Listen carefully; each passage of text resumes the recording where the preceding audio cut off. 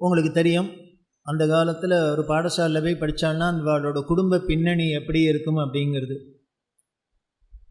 ரொம்ப என்ன பண்ணுவான்னு, சாப்பாட்டுக்கே ஆத்திர கஷ்டமாக இருந்தால் இந்த குழந்தைய கொண்டு பாடசாலையில் விட்டால் அட்லீஸ்ட் அந்த குழந்தைக்கான வயிறு ரொம்புமே, 2 வேளை சாப்பாடு கிடைக்குமே. இப்போவும் கூட பல வேதம் படிக்கிற குழந்தைகளத்தில் பேக்ரவுண்டு அப்படி தான் இருக்குது. சிரமப்படுறவாழ தான் இருக்கா, அம்மா சமைக்கிறதுக்கு போகிறப்பாளாக இருக்கா, அப்பா போகிறவாளாக இருக்கா, இப்படி இல்லைன்னு தான் இருக்குது. இன்னமும் பெரியவா ஆசைப்பட்டபடி டாக்டர் ஆத்த பிள்ளையோ, வக்கீல் ஆத்த பிள்ளையோ, ஆடிட்டர் ஆத்த பிள்ளையோ, சாஃப்ட்வேர் இன்ஜினியர் பிள்ளையோ வேதத்தை அத்தியானத்துக்கு விடணும்னு இன்னும் வரமாட்டேங்கிறது தைரியம்.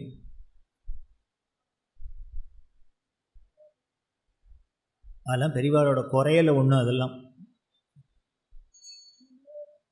அப்படி இருந்துருக்கு. அப்படி ஒரு குடும்பம் தான் இந்த மணிகண்ட சர்மாவோட குடும்பம். அவருக்கு தங்கைக்கு கல்யாணம் பண்ண போகிறார். உடனே அவள் என்ன பண்ணினா, அவள் அம்மா தான் இருக்கா. அம்மா பத்திரிகையை பிள்ளைக்கு அனுப்பிச்சு, நீ என்ன பண்ண, காஞ்சிபுரத்தில் பெரியவாள்கிட்ட போய் பத்திரிகையை வச்சுட்டு தங்கைக்கு கல்யாணம்னு சொல்லி ஆசீர்வாதம் வாங்கிடுவா அப்படின்னு இவர் கொண்டு வந்து வச்சா பெரியவா பார்த்துட்டு தங்கை கல்யாணம் எல்லாம். ஏன்னா இந்த குழந்தை ஷடங்க வாசிக்கிறதுக்கு அனுப்பிச்சிருக்கோம், எல்லாம் தெரியும், இந்த குழந்தையோட பேக்ரவுண்டு தெரியும். இப்படி வச்சுட்டு இருக்கிறது என்ன ஒரு ஆச்சரியம் அப்படின்னா, பாம்பேயில் இருந்தார் அனந்தராமன் அப்படின்னு. பாம்பேயில் அனந்தராமன் அவர் மனைவியெல்லாம் ரொம்ப பெரியவாள்கிட்ட பக்தி, மடத்துக்கு நிறையா கைங்கரியம் பண்ணுவார். அவாத்தில் அவள் மாமிக்கோ அவருக்கோ ஏதோ சொப்பனம், கனவு. என்னென்ன ஏதோ 10 பவுன் வேணும்னு பெரியவா கேட்டாப்புல. பெரியவா அப்படிலாம் கேட்க மாட்டாளே, எதுக்கு கேட்டா தெரியல. உடனே அவன் என்ன பண்ணா, 10 பவுனையும் வாங்கிட்டு வந்துட்டா. அதுவும் என்ன 10 பவுன் வாங்கிட்டு வந்திருக்கா. அவள் 2 பேரும் பாம்பேலேருந்து பெரியவாளை தரிசனம் பண்ண வந்திருக்கா. அப்போன்னு போய் இந்த பையன் என்ன பண்ணார், தங்கைக்கு கல்யாணம் அம்மா பத்திரிக்கை வச்சு ஆசீர்வாதம் வாங்கினுச்சுனான்னு வச்சுருக்கார். பெரியவா உடனே லைப்ரரி சுப்பிரமணியன் மடத்தில் இருந்தார். அவர்கிட்ட சொல்லி, நீ என்ன பண்ணு, இவன் அனந்தராமா அவன் சம்சாரத்தை அழிச்சுக்கோ, நேர திருவனந்தபுரம் போ, இந்த 10 பவுனையும் எடுத்துன்னு போ அப்படின்னு சொல்லிட்டு அவள்கிட்ட சொல்கிறா, இந்த குழந்தைக்கு கல்யாணம் பண்ணி வைக்கணும். நீங்கள் போய் அந்த அனந்தராமனுக்கு உத்தரவு என்ன அப்படின்னா, நீ வெறும் இந்த 10 பவுனை மட்டும் கொடுக்கறது இல்லை, இன்னும் என்ன ஆறுதோ முழு கல்யாண செலவையும் நீனே பண்ணி வைக்கணும்.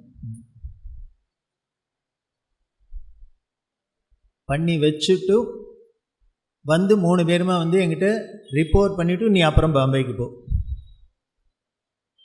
ரொம்ப ஸ்ட்ரிக்ட்டு எல்லாம். ஏதோ நீ பண்ணிவிட்டு அப்படியே நீ திருவனந்தபுரத்துலேருந்து அப்புறம் நம்மளாக இருந்தால் என்ன பண்ணுவோம், நடந்ததா நடக்கலையா ஒரு ரிப்போர்ட்டும் இருக்காது. அதெல்லாம் இல்லை. இங்கே என்னென்னலாம் நடந்ததுன்னா கல்யாணம்னா நன்னா ஆச்சு அப்படின்னு விட்டுற மாட்டா.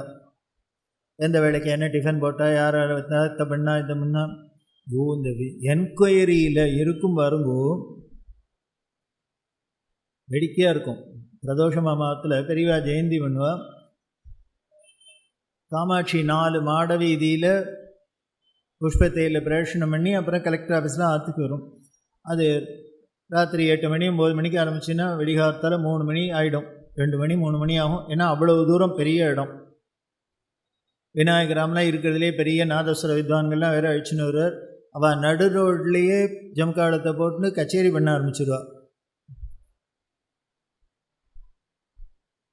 அப்படிதான் பெரியவா ஊர்வலம் வரும். இது மறுநாளைக்கு போனால் ரிப்போர்ட்டு கேட்பாள், யாரெல்லாம் ஆரம்பத்துலேருந்து கடைசி வரைக்கும் வந்தா. இனி அது ராத்திரி 8 மணிலேருந்து விடியாரத்தில் 3 மணி வரைக்கும் 4 ராஜவீதி நடந்து, இனிமேல் கலெக்டர் ஆஃபீஸ் வரைக்கும் நடந்து, இத்தனையில் யாரெல்லாம் கூடவே வந்தா, யாரெல்லாம் நடந்து விடாத வந்தா, யார் பேர் பாதியில் போனால், இதை கேட்டாலும் பரவாயில்ல. இதுக்கு மேலே என்ன, யாராரத்து வாசல்லாம் தண்ணி தெளித்து கோலம் போட்டுருந்தா, யாரெல்லாம் தீபாரதனை தட்டு கொடுத்தா, இப்படிலாம் நடக்கும். இது எதுக்காக, வேற ஒன்றும் இல்லை. எங்கேயோ மாட வீதியில் பெரியவா வரா, ஊரில் வரான்னு வாசலில் தண்ணி தெளித்து கோலம் போட்டு விளக்கேற்றி தீபாரதனை தட்டு அவள் கொடுக்குறா, அவள் திருப்தி கொடுக்குறான்னாலும் அவள் கொடுத்தது தான் ரெக்கக்னைஸ் பண்ணிட்டேன், புடி உனக்கு அனுகிரகம். ஏதோ நீ எங்கேயோ பண்ணினுத்தான் இங்கே கண்டுக்காத இருக்குன்னே நினச்சிக்காத, எல்லாம் ரெஜிஸ்டரில் வரணும். அப்படிதான் பண்ணுவாள். அதைப்போல் இவர்கிட்ட எல்லாத்தையும் பண்ணி வச்சுட்டும் எனக்கு திருப்பி வந்து சொல்லிட்டு போகும். அவள் எதிர்பார்த்துருப்பாளா? எதிரே பார்க்கல. ஏதோ பெரியவாள்கிட்ட போய் பத்திரிக்கை வச்சுட்டு வா, மிஞ்சி மிஞ்சி போனால் நம்ம என்ன நினச்சிட்டு இருப்போம், உடனே பெரியவா எப்பொழுதும் கொடுக்குறாப்புல கூட புடவை திருமங்களையும் ஏதானும் கொடுப்பாள் தான் நினச்சிட்டு இருப்போம். ஆனால் இங்கே என்ன பண்ணா, இவன் பத்திரிக்கை எடுத்துன்னு வரத்துக்கு முன்னாலே போய் சொப்பனத்தில் சொல்லி பாம்பேலேருந்து அவளை கிளப்பியாச்சு. கிளப்பி இங்கே வந்து முழு கல்யாண சிலையும் நீ தான் பார்த்துக்கணும், பண்ணி வச்சுட்டு வா. இப்படி ஒவ்வொருத்தருக்கும் அவளுக்கு என்ன தேவை அவள் கேட்கவே இல்லை. அந்த பையன் வந்து ஒன்றும் கேட்கவே இல்லை. தங்க கல்யாணம் எப்படி நடக்க போகிறது ஒன்றும் சொல்லலை. அம்மா சொன்னால் பத்திரிக்கையை வச்சு ஆசீர்வாதம் வாங்கிட்டு சொன்னான்னு. அந்த ஆசீர்வாதம் என்னென்ன, இப்படி வெறும் ஆசீர்வாதம் இல்லை, மூட்டையாக தான் ஆசீர்வாதம். ஏன்னு தான் சொல்லி வேதம் படிச்சிருக்கு, தான் சொல்லி ஷடங்கம் படிச்சிருக்கு அப்படின்னா நம்ம சொல்கிறத அது கேட்டுது அப்படின்னா அப்போ அது சொல்கிறத நம்ம கேட்க வேண்டாமா? அதுக்கு வேணுங்கிறத பார்க்க வேண்டாமா? இதுதான் தாயிற் சிறந்த தயாவான தத்துவனே. முன்னாலேயே சொன்னேனே, அம்மா ஒத்திக்கு தான் குழந்தை என்ன வேணும்னு எனக்கு கேட்டு கொடுக்குறவோ இல்லை, தெரிஞ்சுன்னு கொடுக்கறது தான். அதுதான் பெரியவாள்கிட்ட. அப்படி இருக்கக்கூடிய பெரியவா எப்படி அவள் கிருபை இருந்ததுன்னா என்ன வேணால் பண்ண முடியும். நம்ம குரு சேவாச்சா சங்கல்ப ஹென்சி மாஜே பூர்ணது அபங்கத்தில் சொல்கிறாரு. எனக்கு என்ன நான் பண்ணுற பூர்ண டோட்டல் தபஸ் என்னன்னு குருக்கு சேவை பண்ணுறது தான். அவர் என்ன சொல்கிறாரோ அதை கேட்குறது தான்.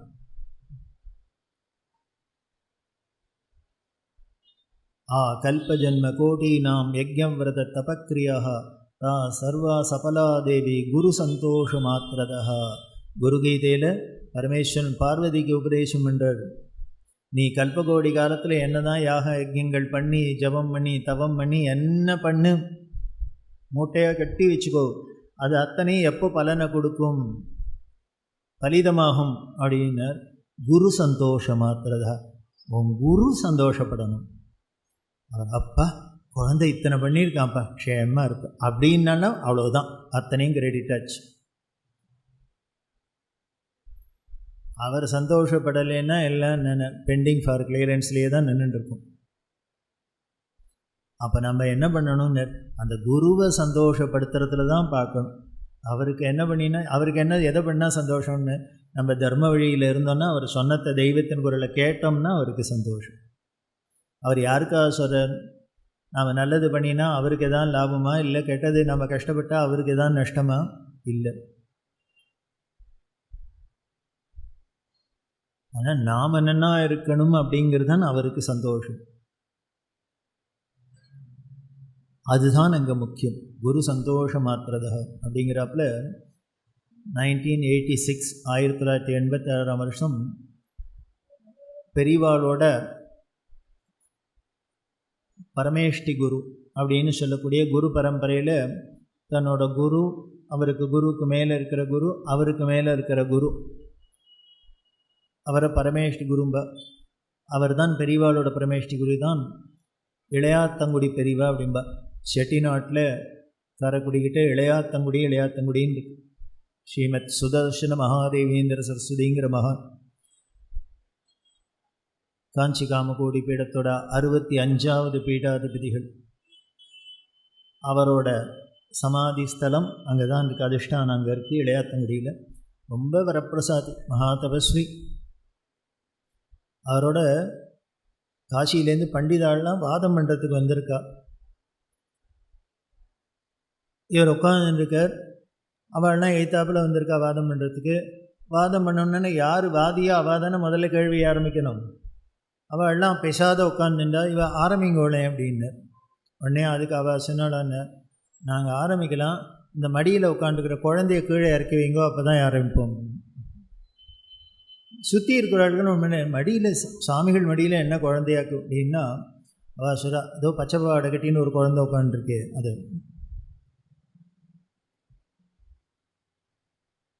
அப்போ பெரியவா சொல்கிறா, என்ன இந்த காஞ்சி காமகோடி பீடத்தில் இருக்கிற ஆச்சாரியாளுக்கெல்லாம் ஒரு அனுகிரகம் வரப்பிரசாதம் என்னென்ன, எப்பொழுதும் அம்பாளவா கூடவே இருக்கா மடியில். சும்மா நம்ம போய் பெரியவாளை பார்க்குறோன்னா ஏதோ சாதாரண ஒரு ஃப்ளஷ் அண்ட் பெட்டு சாமான பார்க்கல. அப்படி சக்தி இருக்கிறதுனால தான் அவளால் எதை வேணால் சாதிக்க முடியுது. உட்கார்ந்த இடத்துலேருந்தே எல்லாம் பண்ண முடியும். அது மற்றவாளுக்கெல்லாம் தெரியல, அந்த வித்வான்களுக்கெல்லாம் தெரிஞ்சுதான். இளையாத்தங்குடி பெரியவா சரித்திரத்தில் இருக்குது அதெல்லாம். அப்படி ஒரு தபஸ்வி அவர். அவருக்கு பங்குனி அமாவாசை அன்றைக்கி சித்தியாயிட்டு அந்த பெரிய குளம் இருக்கும் செட்டிநாட்டில். பார்த்தீங்கன்னா குளத்துக்கெல்லாம் ஊரணின்னு அப்படி ஒரு அழகாக அவளுக்கு. இனிமேல் இந்த சவரண காரியம் அவளுக்கு குளிக்கிறதுக்குன்னு தனி குளம், குடிக்கிறதுக்குன்னு தனி குளம், அப்படி இல்லைன்னு தான் வச்சுருக்கோம். டிசிப்ளின்னா வெல் டிசிப்ளின். அந்த கைவண்ணமும் அப்படி தான் இருக்கும். அவளோட வீடாக இருக்கட்டும், ஊராக இருக்கட்டும், எதுவாக இருந்தாலும் இந்த நகரத்தாரோட நகரத்து சவரணை தான். அதுமாரி தர்ம சிந்தனையும் அப்படி தான் அவள் பண்ணியிருக்காள். அந்த நகரத்தாருக்கெல்லாம் இவர் ரொம்ப கண்கண்ட தெய்வம். அந்த குளத்தில் ஸ்நானம் பண்ணிட்டு உட்கார்ந்து நிற்கிற அப்படியே உட்காண்டவர் தான், எழுந்திருக்கவே இல்லை. அமாவாசை அன்னைக்கு, பங்குனி அமாவாசையில் இருக்குது ஆராதனை. அப்படி ஒரு தபஸ்வி பெரியவா அங்கே போய் புதுப்பெரிவா ஜெயேந்திர சரஸ்வதி சுவாமியில அங்கே கொண்டு வச்சுண்டு அவருக்கு வித்யாபியாசம்லாம் பண்ணி வைக்கணும்னு பண்ணான். அவரோட ஆராதனை இந்த பங்குனி அமாவாசை அன்னைக்கு வரும். அதை பண்ணி வைக்கிறதுக்கு இங்கே மாம்பழத்தில் தான் இந்த மாயவரம் நாகசுவாமி சர்ஷில் அப்படின்னு இவர் தான் பெரியவா உத்தரவு பண்ணி போய் பண்ணி வச்சுட்டு வருவார் இளையாத்தங்குடியில் ஆராதனை. இந்த 1986 வருஷம் வரப்போகிறது, ஆராதனை வரப்போகிறது. அதுக்கு முன்னாலே என்ன எடுத்து இந்த நாகசுவாமி சாஸ்திரிகளுக்கு ஹார்ட் அட்டாக் வந்துடுது. வந்து சீரியஸாக போய் அவள் குழந்தைகள்லாம் இந்த பெஸ்ட் ஹாஸ்பிட்டலுக்கு அதில் கொண்டு சேர்த்து டாக்டர் வீரபத்ரன் அப்படிங்கிறவர் தான் பார்த்துட்டு இருக்கார். இன்டென்சிவ் கேரில் இருக்கார். இப்படியா இருக்குது. இப்படி அப்பாவுக்கு இருக்குன்னொன்னே பசங்க என்ன பண்ணினா நேராக காஞ்சிபுரம் ஓடி இது மாதிரி அப்பாவுக்கு திடீர்னு வந்துடுத்து, ரொம்ப கிரிட்டிக்கலாக இருக்குன்னு டாக்டர்லாம் சொல்கிறா, இன்டென்சிவ் கேரில் இருக்கா, பெரியவா தான் அனுகிரகம் பண்ணணும் அப்படின்னு. அப்பாவுக்கு உடம்பு சரியாக போகணுன்னு இவ கேட்க போனால் பெரியவா அதை விட்டா. உடனே அடுத்த கேள்விக்கிறேன், ஆமாம் இப்போ இளையாத்தங்குடி பெரியவா ஆராதனை வருமே, உங்கள் அப்பன் தானே பண்ணி வைக்க போகிறான்னு. இவாளுக்கு இனி அது அப்பா கிரிட்டிக்கலாக இன்டென்சிவ் கேரில் இருக்காங்கிறா, ஆராதனை பண்ணி வைக்க போகிறான்னு கேட்டா, இல்லை அப்பா இன்டென்சிவ் கேரில் இருக்கா அப்படின்னா இந்த ஒரு பழமொழி சொல்லுவாள், கடான்னா உழக்குப்பால் மேடம். அவர் ஆற்றுல என்ன இருக்குன்னா கடா மாடு இருக்குன்னா அப்போ உழக்குப்பால் கூடன்னாலும் ஒரு பாட்டி உண்டு. கடா மாடு இருக்குங்கிறேன், உழக்குப்பால் எங்கேருந்து வரும்? அதை மாதிரி வேறு என்னன்னு அப்பா இன்டென்சிவ் கேரில் இருக்க, அவர் ஏதானும் நல்லபடியாக ஆகும்னு ஏதானும் ஒரு வார்த்தை சொல்லுங்கன்னா அதை காதலியே வாங்காத. இளையாத்தங்குடி ஆராதனை வருது, இளையாத்தங்குடி ஆராதனை என்னைக்கு, இன்னும் எத்தனை நாள் இருக்குது? 4 நாள் தானே இருக்குது. உங்கள் அப்பா தானே போய் பண்ணிப்போம் சொல்லிவிட்டு இவா திருப்பி இல்லை அப்பா போகிறாப்புல இல்லை, அப்பா வந்து இப்போ ஆராதனைக்கு போகிறாப்புல இல்லை, மேலே போகிறாப்புல தான் இருக்கார். என்ன பெரியவா நீ ஒன்று பண்ணு, இந்த போட் மெயில், இந்த ராமேஸ்வரம் எக்ஸ்பிரஸ் அந்த காலத்தில் போட் மெயில்பா, நீ மாம்பழத்துலேருந்து போட் மெயிலில் அவரை அழிச்சுன்னு போங்கோ அப்படின்ட்டு. வேணா உடம்பு ஏதோ முடியலன்னா வேணால் ஏசி கோச்சில் வச்சுக்கோ, நீனு ரொம்ப தாராளம் அழிச்சுன்னு கூட யாரானும் போங்கோ, போயிட்டு ஆராதனையெல்லாம் பண்ணி வச்சுட்டு பிரசாதத்தோட போயிட்டு வான்ட்டான். என்ன பண்ணுவா, பெஸ்ட் ஹாஸ்பிட்டலில் இன்டென்சிவ் கேரில் இருக்காருன்னா இனிமேல் ராமேஸ்வரம் எக்ஸ்பிரஸில் போயிட்டு வான்னு இளையாத்தங்குடி போயிட்டு வா, இனிமேல் காரைக்குடியில் இறங்கி அங்கேருந்து இனிமேல் வண்டியை வச்சுன்னு போய் இங்கே வந்து டாக்டர்கிட்ட சொன்னார். அவர் சொன்னார், நீ சொன்னது ஏதானு சங்கராச்சாரியருக்கு புரிஞ்சுதான்னு.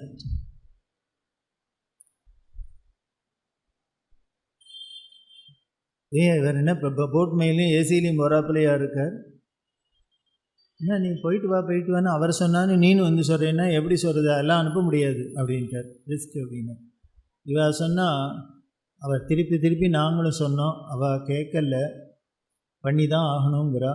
பண்ணலைன்னா எங்களால் திருப்பி பெரியவாளை போய் சமாளிக்க முடியாது, அதனால் என்ன பண்ணுறதுன்னு தெரியல, நீங்கள் தான் எதானு பண்ணணுன்னு. அவருக்கு கோவம் வந்துடுத்தோம். இவர் ஒன்றும் சங்கராச்சாரியர் சொல்கிறத கேளு, இல்லை நான் சொல்கிறத கேளு, திருப்பி சொல்லிட்டே இருக்கார் அப்படின்னா இவா சொன்னால் அவரும் திருப்பி அவர் சொல்கிறதையே சொல்கிற, நீங்களும் திருப்பி நாங்கள் உங்கள் 2 பேருக்கும் நடுப்புற நாங்கள் தான் மாட்டின்னு முடிக்கிறோம்.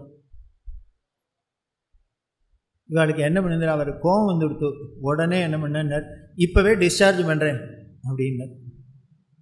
உங்கள் அப்பா டிஸ்சார்ஜ் பண்ணிடுறேன், ஆனால் ஒன்று நீங்கள் கேட்குறதுனா அட் யுவர் ரிஸ்க்குன்னு தான் போடுவேன், ஏதானு ஆச்சுன்னு இந்த ஆஸ்பத்திரியில் வந்து எதாவது நின்று தொலைச்சிடுவேன் அப்படின்னா கோவத்தில் என்ன பண்ணேன்னு டிஸ்சார்ஜ் பண்ணிட்டேன். இப்போயே இழுத்துன்னு போகிறதுக்குன்ட்டு, நீ அப்புறம் விளையாட்டு தான் போ, எங்கே வேணால் போங்க, முடியாதுங்கிற இருக்குன்னாக்கா திருப்பி பெரியவாசனான்னு இதே பல்லவி பண்ணிட்டு என்ன வேணால் பண்ணுங்க, உங்கள் ரிஸ்க்கு, நீங்களாச்சும் உங்கள் அப்பாச்சுன்னு டிஸ்சார்ஜ் பண்ணிட்டார். இவாளுக்கு இப்போ என்ன பண்ணேன்னா அங்கேயும் இருக்க முடியல, நேராக ஆற்றுக்கு அழிச்சுன்னு வந்துட்டா இன்டென்சிவ் கேர்லேருந்து வர. அதுக்குள்ளே மறுநாள் வந்துடுத்து, வேறு வழி இல்லை, இவரை ஏசி கம்பார்ட்மெண்ட்டில் வச்சு இளையாத்தங்குடிக்கு இழுத்துனும் போயாச்சு. போனவர் தான் இங்கே மாம்பழத்தில் ட்ரெயின் ஏறி உட்காண்டவர் தான். இளையாத்தங்குடியில் போய் இறங்கினார்.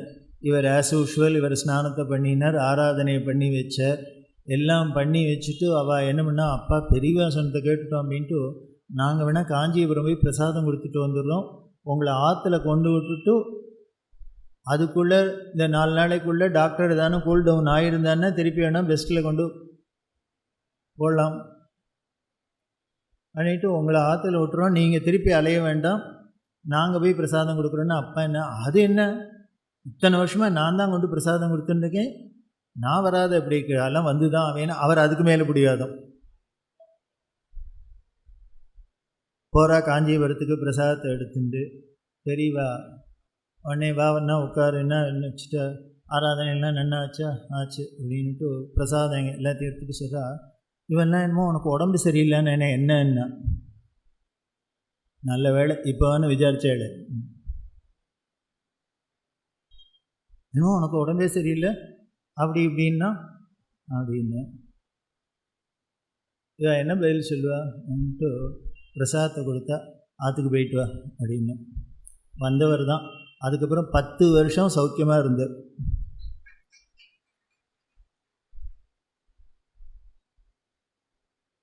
டாக்டர் கோச்சின்னு டிஸ்சார்ஜ் பண்ணது தான். அப்புறம் என்ன ஆயிடுச்சுன்னு டாக்டர் பயந்து போயிட்டார். இனிமேல் யாரையும் இனிமேல் டிஸ்சார்ஜ் பண்ணால் நேராக காஞ்சிபுரம் தான் அனுப்பணும் போல இருக்கு. ஏன் அப்படின்னார், பவரோக வைத்தியபதி அப்படின்னு. இனிமேல் பிறப்பு இறப்புங்கிற வியாதி இருக்கிறதுலே பெரிய வியாதி அதுதான். அதையே எதுக்கு யாரை பார்த்ததுன்னாக்க அது கண்பட்டதுன்னா போயிடுறதோ, அப்பேற்பட்ட பிரபு நினச்சாருன்னா இனிமேல் இந்த உடம்புக்கு வர வியாதியெல்லாம் எங்கே. டாக்டர் வீழிநாதன் இருந்த இன்னொரு வீழிநாதன், அவரோட பொண்ணுக்கு கொஞ்சம் உடம்பு சரியில்லை. இந்த உடம்பு எப்படின்னா என்னமோ தெரியல, என்னெல்லாமோ டாக்டர்கிட்ட போய் வைத்தியம் பண்ணி பார்க்குறார், இதுங்கிறார், என்னன்னே டயக்னோஸ் பண்ண முடியல. அப்படி ஒன்றும் ரொம்ப வருத்தப்பட்டிருந்தேன். உடனே டாக்டர் என்ன சொன்னார், அப்பா நாங்கள் மெடிக்கலி என்னென்னலாம் பண்ணுமோ பண்ணி பார்த்துட்டேன், இது ஒன்றுத்துக்கும் பிடிபட மாட்டேங்கிறது, ஒன்று சொல்கிறேன் அதை பண்ணுறியான்னு. என்னென்னு,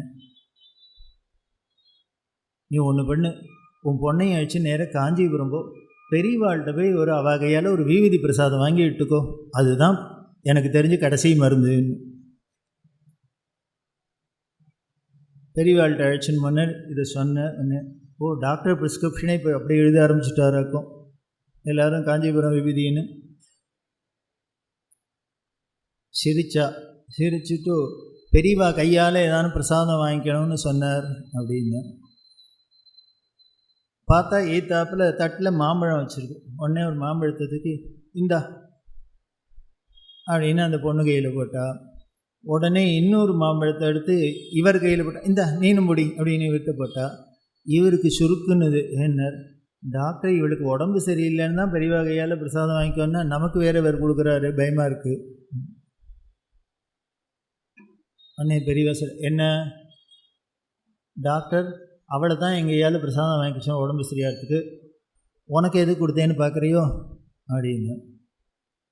இது ஏதோ ஸ்கேனிங் மிஷின் மாதிரி நம்ம ஏதாவது உள்ளுக்குள்ளே நினச்சாலே அது ஒன்றே.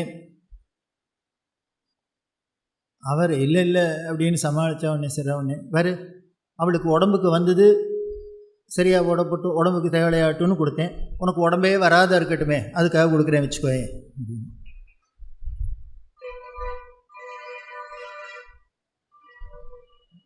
அப்புறம் வெளியே சொல்லுவார், அது அதுக்கு பெரிய அர்த்தம் என்ன அப்படின்னார்.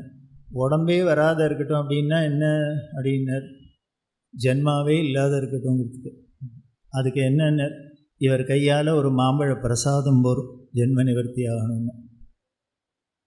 உனக்கு உடம்பே வராத இருக்கட்டுமே அதுக்காக கொடுத்தேன்னு வச்சுக்கோயேன். இனிமேல் ஒரு ஜென்மா எடுத்து பிராரப்தம் இருந்து ஜென்மா எடுத்து தானே அதுக்கப்புறம் வயிற்று வலி ஏற்படுறது, தலைவலி ஏற்படுறது, அதுக்கு இனிமேல் வைத்தியம் பண்ணி ஆகணும்.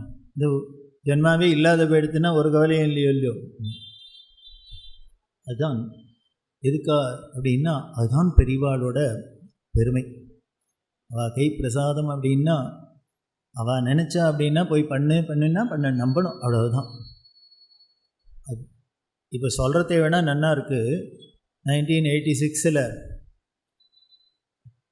நாகசுவாமி அவாத்தில் எப்படி இருந்திருக்கும், இது அவர் பிள்ளைகள் சொன்னது தான். சொல்லுவாள், இப்போ சொல்கிறதே கேட்டால் நன்னா இருக்குது, ஆனால் அன்றைக்கி பார்த்தா பக்குன்னு எந்த நிமிஷம் என்ன ஆகுமோ. அதுதான் பெரியவா சொன்னது தான். சொல்கிறத கேட்டுட்டோம் அப்படின்னால் அதோட பலன் என்னவோ ஏதோ அது தானே பார்த்துக்கும். அது அப்படி இருக்கிற பெரியவா அவள் எதை நினைக்கிறா, என்ன ஆசைப்படுற. நாம் பல விஷயங்கள் பார்க்குறோம், நாம் என்னெல்லாம் ஆசைப்படுறோமோ அவர்கிட்ட போனால் கிடைக்கிறதுன்னு. ஆனால் வேடிக்கை என்னென்ன, அவர் என்ன ஆசைப்படுறாரோ அது நாம் போனாலும் கிடைக்கிறது. பெரியவா யாத்திரையில் இருக்கிறதே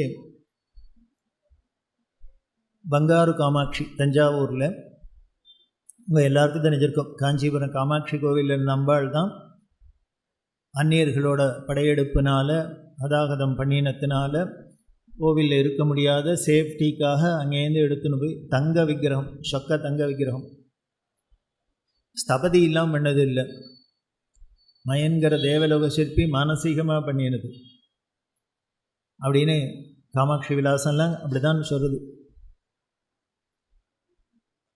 அதைத்தான் ஷியாமா சஷீலவா மூதாதையர்கள்லாம் எடுத்து நான் இங்கேருந்து போனேன். காஞ்சிபுரத்துலேருந்து அந்த 62வது பிரிவா காலத்தில் நடந்தது. கர்நாடிக் வார் அப்படின்னு நடக்கிறதே தான் அங்கே சேஃப்டி இல்லாத போய் கோவிலுக்குள்ளே பூந்து சிலையை உடைக்கிறது கொள்ளையடிக்கிறதுலாம் இருந்ததுனால எடுத்துன்னு போனது தான். அதுக்கப்புறம் தஞ்சாவூர்லேயே அம்பாள் வாசம் பண்ணுறாப்புல ஆகிடுது. அந்த பங்காரு காமாட்சி ஸ்தானிகர் அங்கே பூஜை பண்ணுறவர் பெரியவா தரிசனத்துக்கு வந்திருக்கார். பிரசாதம் எடுத்துன்னு வந்தார். பெரியவா ரொம்ப சந்தோஷம். அந்த காமாட்சி பிரசாதம்லாம் வந்தால் இன்னும் அப்படி ஒரு சந்தோஷம்.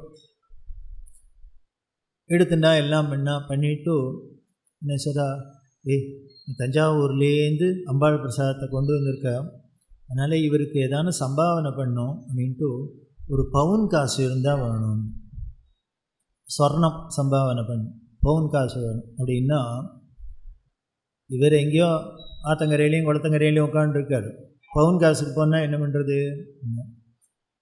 பவுன் காசு வேணும்னா காசாக இல்லை, அந்த கூட தரிசனத்துக்கு பார்த்துட்டு இருக்கிறவா என்ன பண்ணால் உடனே இப்போ நான் வேணா சங்கிலியை தரேன், வளையலை தரேன், மோதிரத்தை தரேன்னா பெரியவா எனக்கு நகையாக கேட்டேன், எனக்கு நகை வேண்டாம், எனக்கு காயினாக தான் வேணும். அதில் கேட்குறதுலேயும் பெரிய கண்டிஷன் தான். இல்லை இதெல்லாம் வேண்டாம், எனக்கு நகையெல்லாம் வேண்டாம், இதுதான் வேணும் அப்படின்னு பார்த்தார். அவர் என்ன பண்ணினார், இது எது நம்மளால் பெரியவா ஏதோ இப்படி இருக்கிறாப்புல இருக்கு அப்படின்ட்டு அவர் சொன்னார், பெரியவா எனக்கு காயின் பவுன் கொடுக்கணும்னு நினச்சதே எனக்கு சந்தோஷமாக இருக்குது. பெரியவா அனுகிரகத்தில் தான் நாங்கள் இருந்துருக்கோம், அம்பாள் அனுகிரகத்தில் ஒரு குறவு இல்லை, சௌக்கியமாக இருக்கும்.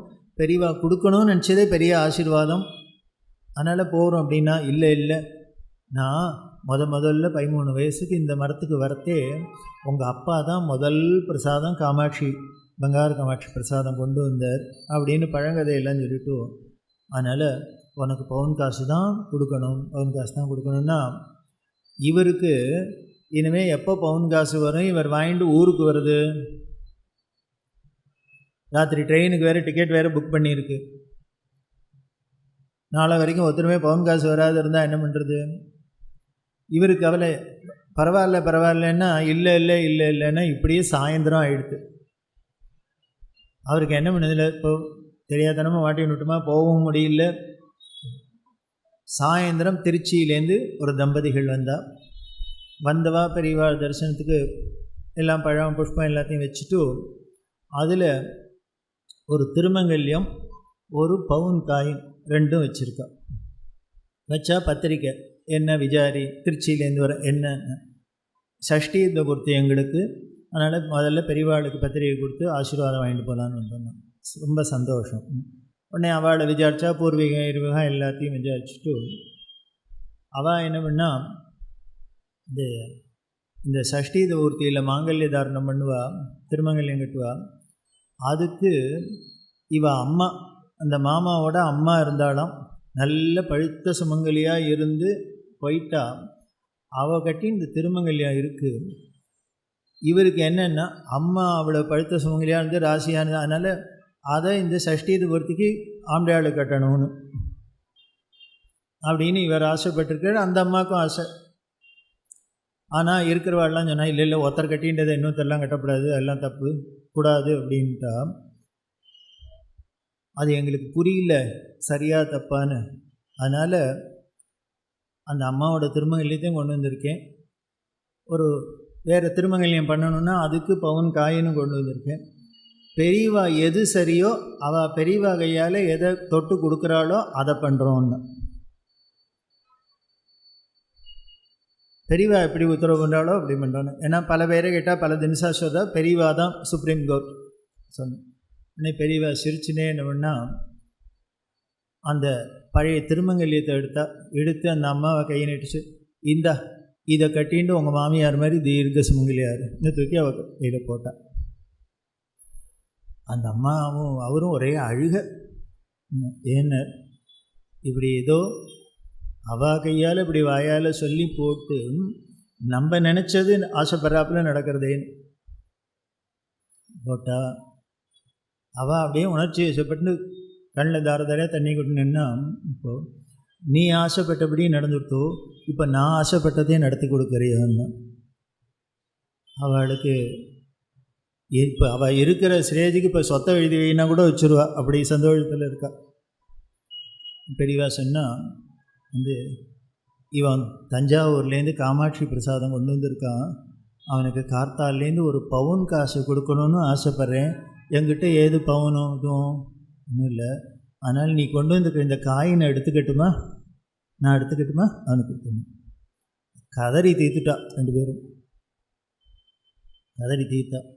உடனே அவள் கொண்டு வந்து அந்த பழம் தட்டிலே விட்ட கூப்பிடு வந்தார், இந்தா அப்படின்னா இந்த இவருக்கு பவுனை சம்பாவனை பண்ணிவிட்டு அவர்கிட்ட கேட்குறா, நீ எப்படி வந்தன்னா. அங்கே ஸ்டேஷனில் இறங்கி காரில் வந்தோன்னு, இவன் கார்த்தாலேருந்து ஊருக்கு போகிறதுக்கு தவிச்சுட்டு இருக்கான், நீ காரில் போகிறத இவனையும் கொண்டு ஸ்டேஷனில் விட்டுருவோம். அங்கே வெயிட்டிங்கில் இருந்தாலும் மீட்டர் ஏறின்னு தான் இருக்கும், அனுகிரக மீட்டர். மடத்துக்கு போனால் எவ்வளோக்கு எவ்வளோ லேட்டாக போகிறோமோ தங்குறமோ எவ்வளோக்குள்ள சீக்கிரம் வருமோ எவ்வளோக்குள்ள லேட்டாக வருமோ எல்லாம் கிரெடிட்டில் ஏறுறது தான்.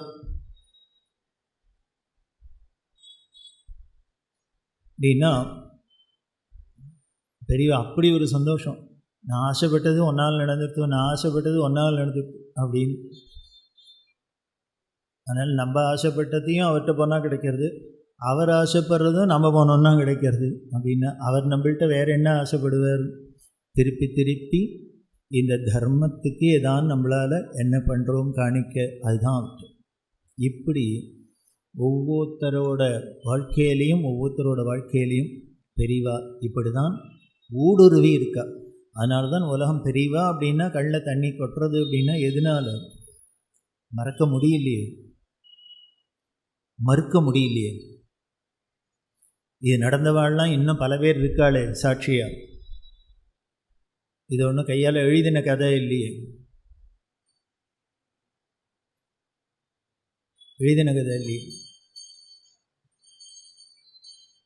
அப்படி எது நினைக்கிறாளோ அதுதான் மகான்களோட சந்நிதி. என்ன அப்படின்னு அங்கே என்ன வேணுமோ எப்போ என்ன நடக்கணுமோ தானே நடந்துடும். ஏஜிஸ் ஆஃபீஸர் பாலகிருஷ்ணன் அப்படின்னு பெங்களூரில் இருக்கார். அவள் அப்பா கந்தசாமியர் அப்படின்னு பெங்களூரில் மல்லேஸ்வரத்தில் பெரிய நம்ம சங்கர மடம் இருக்குது. அதெல்லாம் வரத்துக்கு காரணமாக இருந்தவர் அந்த கந்தசாமியர்லாம். அவர் பெரியவாளுக்கு சொல்லி என்ன கைங்கரியம்னா, நீ பெங்களூரில் இருக்கேன்னு அவர்கிட்ட பெரியவா என்ன பண்ணால், ரொம்ப ஆச்சார அனுஷ்டானம் உள்ள குடும்பம்தான்.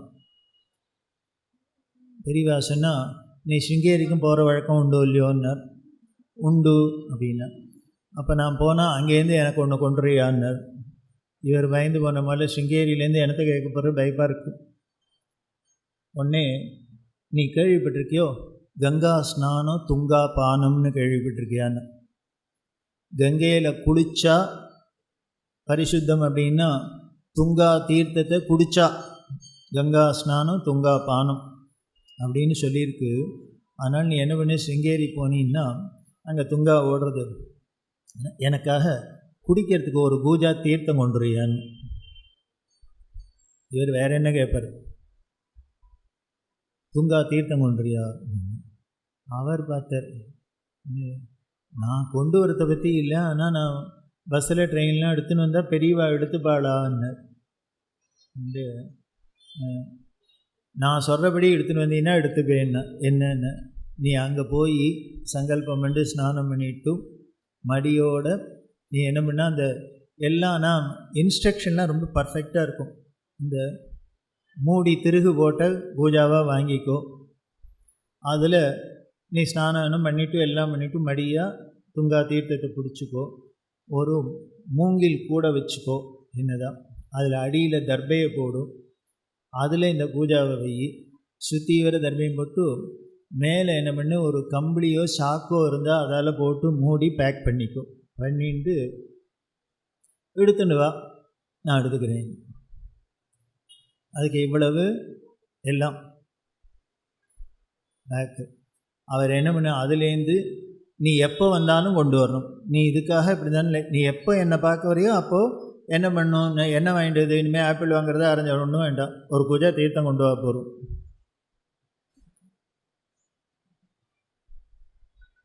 அப்படி அவருக்கு இன்ஸ்ட்ரக்ஷன். இவர் அதனால என்ன பண்ணார் அப்படின்னு அப்படி எடுத்துட்டு பெரியவாழ்கிட்ட வர வரைக்கும் அதை மடியிலேயே வச்சுன்னு வருவார்.